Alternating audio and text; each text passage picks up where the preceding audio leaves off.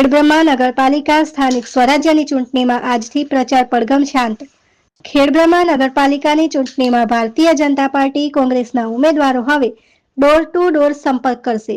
મતદારોનો મિજાજ કંઈક અલગ હોય સમજાતું નથી કે આ ચૂંટણીમાં શું થશે. ખેડબ્રહ્માની નગરપાલિકાની ચૂંટણીમાં મતદારોને રીઝવવા ઉમેદવારો હવે લોકસંપર્ક કરશે અને દારૂની રેલમછેલ અને સામ દામ દંડ ભેદની નીતિ અપનાવશે.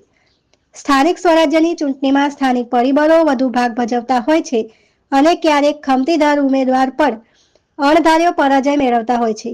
જેમાં ખેડબ્રહ્મા નગરપાલિકામાં ગત વખતના શાસનમાં અનેક પ્રકારની આવનજાવન જોવા મળી હતી.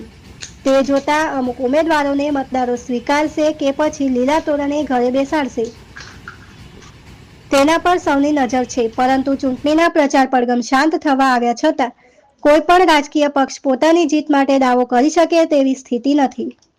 ખેડબ્રહ્મા નગરપાલિકા પુનઃ કબજે કરવાનું ભાજપ ઉપર માનસિક દબાણ છે, જ્યારે કોંગ્રેસ માટે જીત એ બુસ્ટર ડોઝ બની રહેશે. જે રીતે ઉમેદવારોના નામ જાહેર થયા ત્યાર પછી બંને પક્ષના કાર્યકરોમાં અસંતોષ જોવા મળી રહ્યો છે અને અંદરો અંદર એકબીજાના ખેલ પાડી દેવા અસંતોષની પ્રવૃત્તિ ઉપર બાજ નજર રાખવામાં આવી રહી છે.